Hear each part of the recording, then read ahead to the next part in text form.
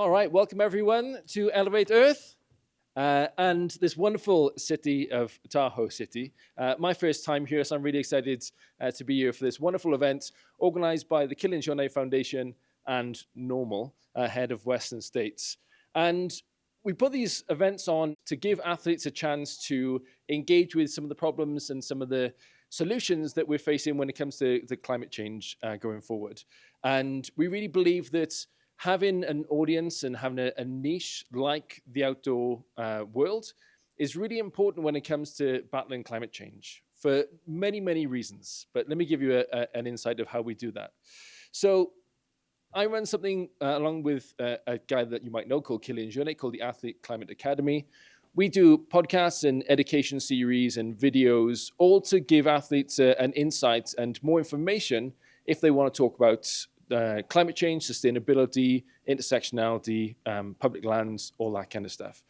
Because we really believe that the outdoor world want to engage in this kind of thing, but sometimes without the tools to do so, which is why we have many really great guests here who are helping athletes engage in this kind of world. So on Athlete Climate Academy, you can do a course in renewable energies or in how plastic pollution works, all that kind of stuff. We've got experiments for schools on there, all to educate the world in terms of climate change. And that's what we truly believe in, is that education will, quote unquote, save the world. I partnered with the Kylian Jornet Foundation on this, and the Kylian Jornet Foundation, started by Kylian Jornet, was designed to use his platform and the platform of athletes around the world to create a movement, really, to start looking at the outdoor industry and what we can do differently and what we can do better, but also what people who just go into the outdoors can do as well. And through that, they partnering with scientists, partnering with communicators, partnering with journalists to make sure that we tackle the climate change in the best possible way that we can.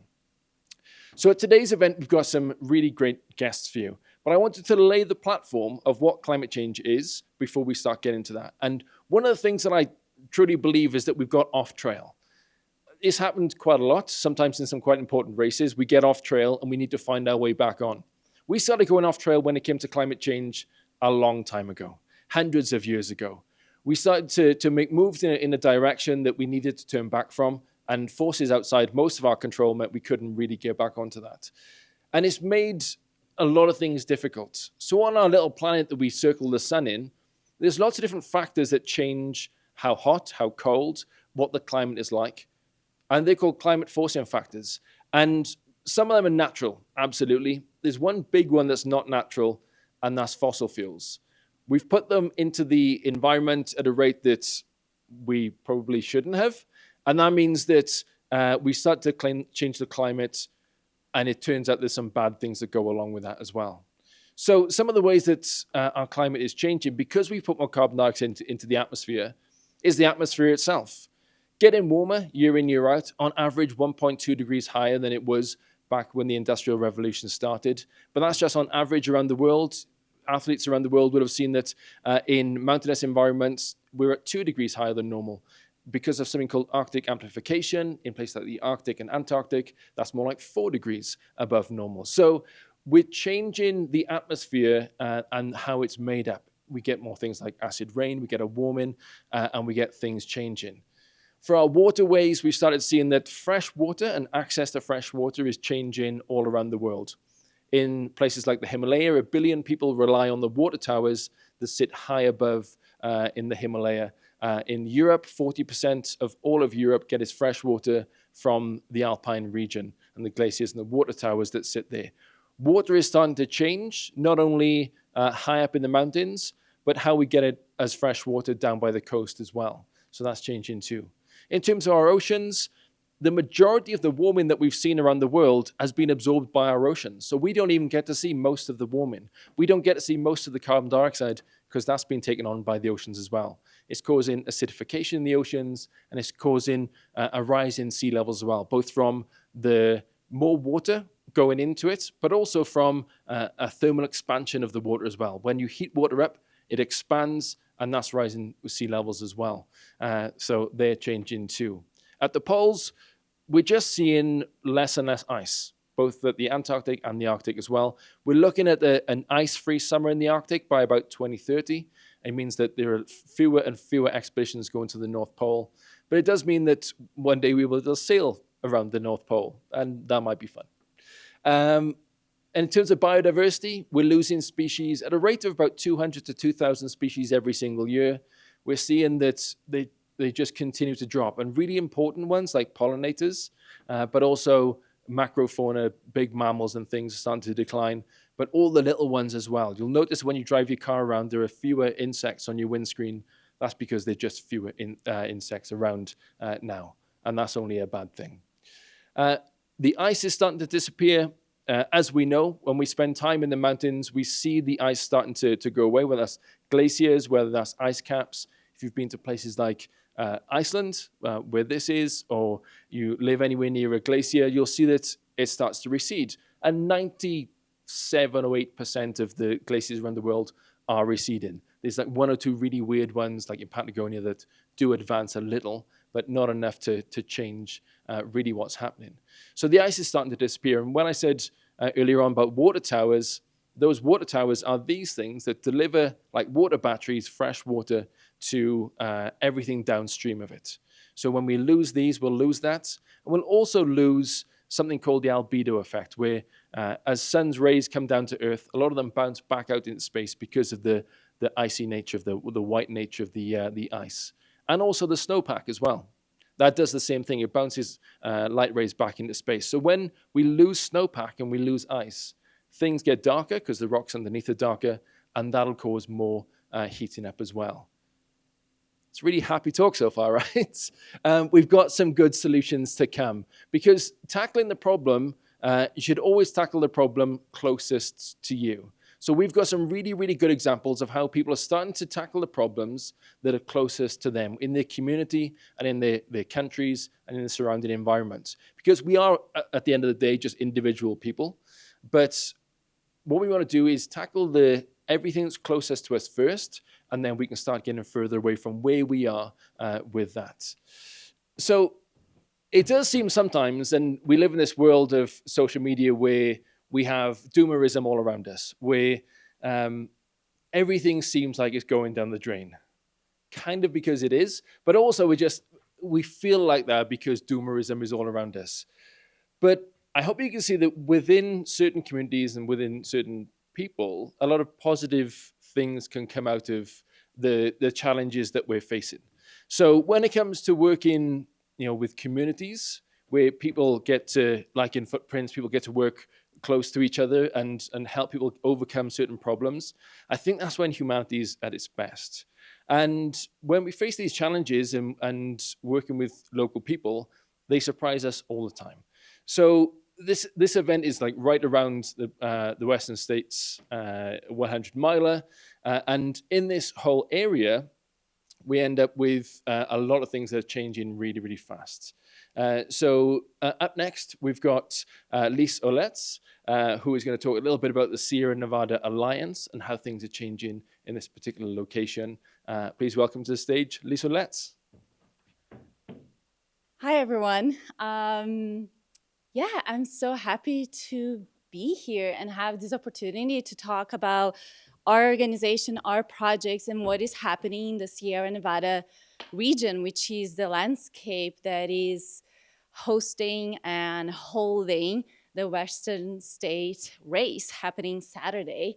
On a personal note, one of the reasons I started working for the Sierra Nevada Alliance, which I'm going to talk about the projects and how I perceive working for these mountains, was actually through trail running these landscapes and falling completely in love for these mountains, a type of love that changed the entire life and teaches you some big lessons as well.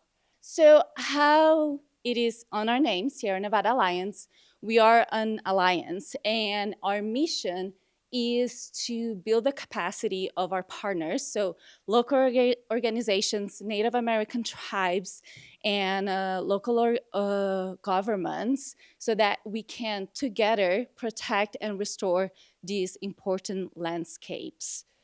And we do that through several programs and ways. One of the main them is the workforce.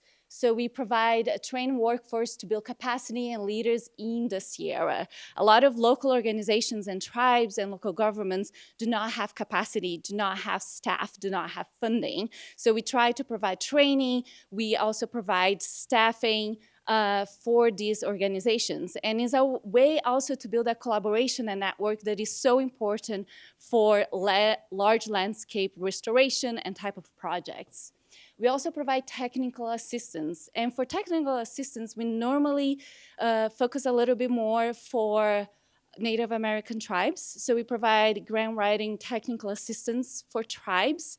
There is a lot of funding being allocated for tribal priorities and projects. However, most or a lot of tribes do not have the capacity, or sometimes do not even know that they have these funding opportunities to really, implement their incredible projects. They are doing such phenomenal work here in the region with cultural burn, land stewardship, water stewardship. So we try to provide this grant writing technical assistance for tribes.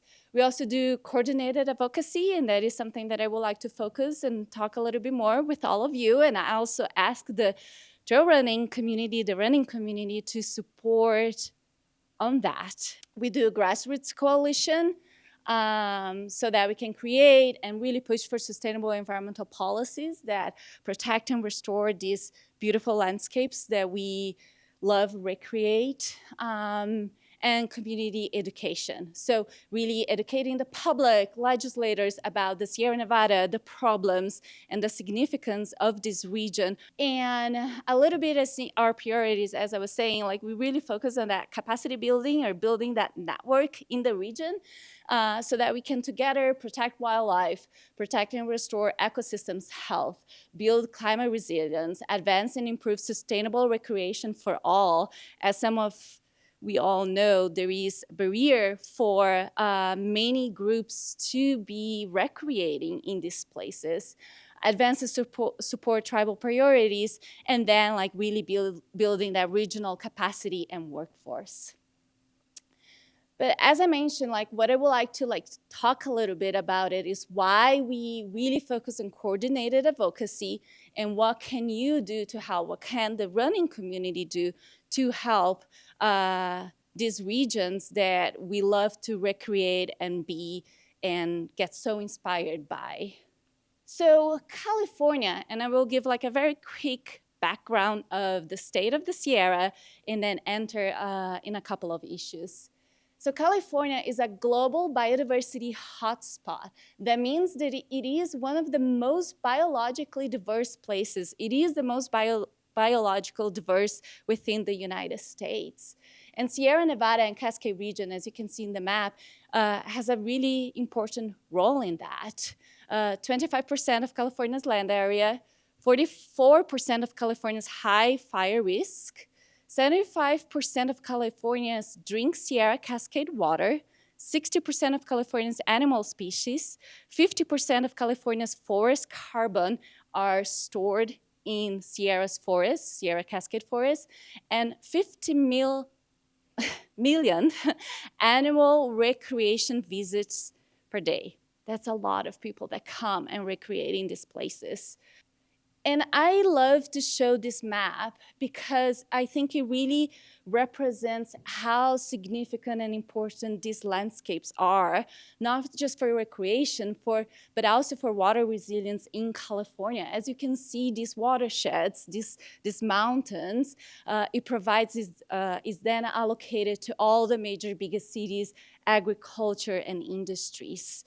However, not many people know that, including our legislators, that over 50% of our meadows, which is a very important habitat for the water resources cycle, is degraded and in desperate need of restoration.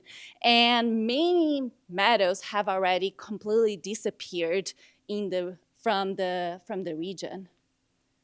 Our forests as well are completely overgrown, and there is it's a complex difficult thing to all explain, but because of past management decisions, lack of stewardship, fire suppression, our forests are not healthy. And with that comes like major issues with drought, beetle diseases, dead trees.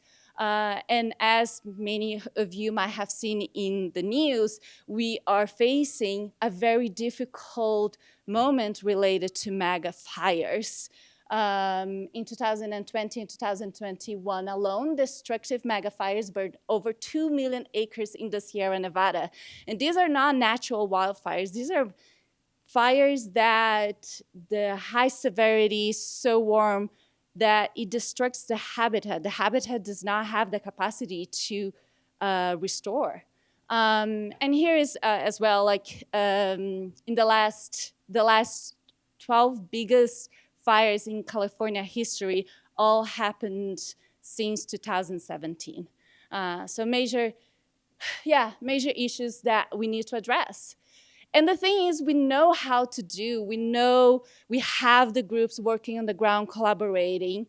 But the thing that I think many of the other partners and organizations touch is that sometimes these places are very underrepresented in legislative decisions.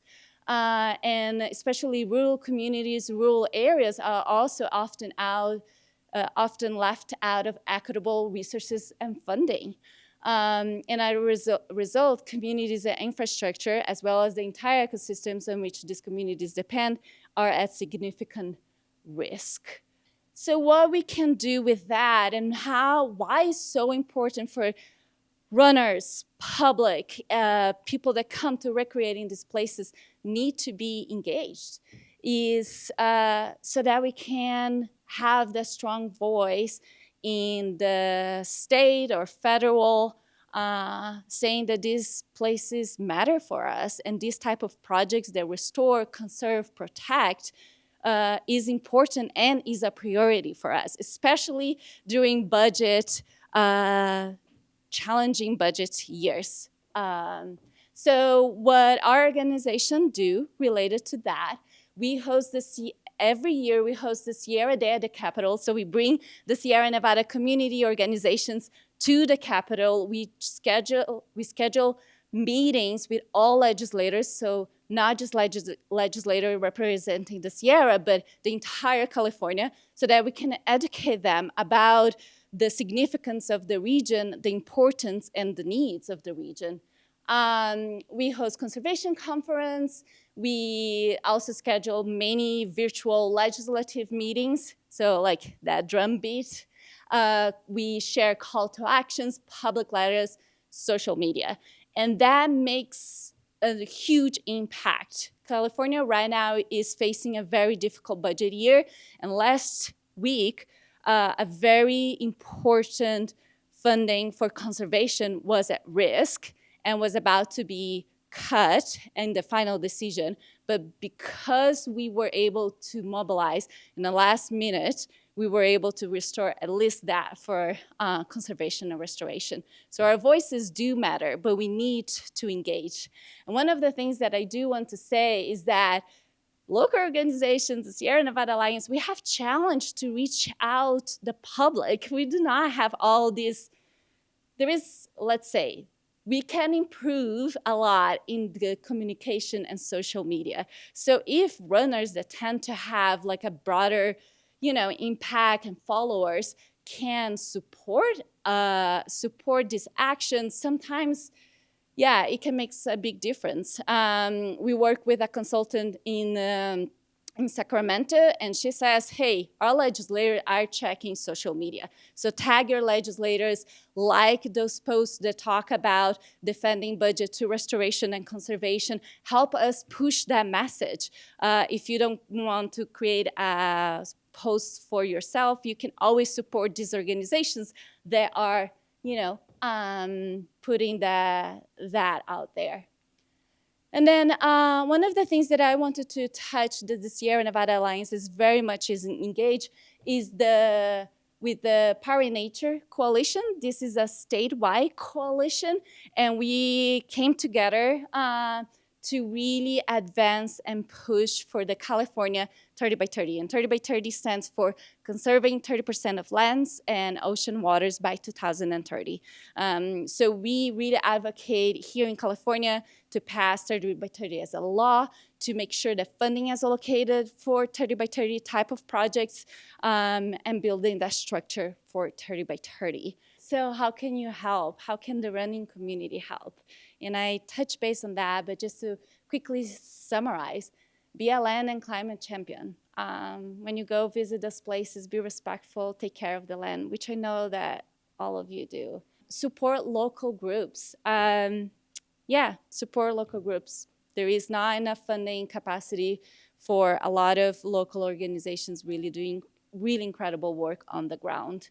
Engage or collaborate with local groups. That is something that, for example, this year, PCTers, which the Pacific Crest Trail crossed this entire California. So it is from Mexico border with United States, and it's a trail that goes up to the border with Canada. They reach out to the Sierra Nevada Alliance and say, hey, I'm going to hike the PCT, but I want to try to support and uplift your projects and share in our social media. Can we collaborate here? So, engage and collaborate with local groups and help us, as I was mentioning, help us push the message. Follow local groups on social media, subscribe to the newsletter, learn how can you help us elevate the issues from these landscapes that we love and love to recreate. And here is the website so that you can check the Sierra Nevada Alliance and our statewide Power in Nature Coalition. And thank you so much. It's funny that with climate change, by its entire definition, is a global problem, right? It's going to affect everyone in the world. It's going to affect everything on the planet. But a lot of the solutions that we've come across tonight are not global. They are local. They are community-led. And that's because we have real impact when it comes to, you think about marketing. Every time I get marketed on social media or by a global company, I'm like, I don't really want to be marketed by anything. But if someone comes across to me and recommends me something that I should go and see, if it's a film or if it's a local restaurant or if it's something, that word of mouth really has a lot of impact. It's because we trust each other. And the only way we're going to change the tide on climate change is having trust in each other and having trust in our communities as well. So what can we do to get back on trail, right? We've veered quite far off it, and we're making some good steps to get back on it. I got a 4-step program for you, and education is number 1. So education, when it comes to like that active learning, going out and seeking out good education, whether that's through using the toolkits in Runners for Public Lands, or whether it's going to the Athlete Climate Academy to learn more on there. Active learning and going to find out things yourself is really good. It's really tiring sometimes, but worth it. It's really good. That passive learning of just like letting the whole news wash over you, I'd say that gets even more tiring, even more quickly. And we should probably do less of that and more active learning where we go and educate ourselves. But that comes with then a recalibration. So we need to recalibrate, slightly change the way we do things. And we're doing that really, really well. We're looking now more for outdoor brands to have full lifetime cycles of their kit. We want to know where it's going. If it breaks down, we want to be able to give it back to them. We want people to take responsibility for stuff. With our agriculture and with our food, we know now that certain non-efficient ways of eating might have to go by the wayside. We have more efficient things. We are recalibrating as a community, and I'm really excited for the next steps. And communication is key. My grandfather always used to say that we have to communicate with each other. And that goes both ways. That's listening as well as talking. Zoe talked about meeting people where they are. And if we want to affect change in anyone through communication, it has to be positive and it has to be 2 ways. We have to meet them where they are and talk about the problems before we talk about how we change them. So communication is very rarely done well in one direction, almost always best in 2 directions. And then advocate. Through the Sierra Nevada Alliance, through Protect Our Winters, through Footprints, through whoever, going out there and advocating for your local community and for a more progressive platform on climate is the way we change that. And it starts local and builds its way up to nationwide platforms and a global movement. And I'm looking forward to the next steps for that. Ladies and gents, that's been our program for tonight. We've seen some really amazing people, and we'll put all of their links up onto our website and give you access to that as well, so you don't have to go and find it for yourselves. We'll do some active learning for you, and we'll push them your way. But also for me, as Hugh James, is say thank you to Normal and Killian Jornet Foundation for putting this on, Tahoe Arts Centre for hosting us in this wonderful venue, and to all of you for joining us as well. Ladies and gents, diolch o galon. Thank you so much. Good night.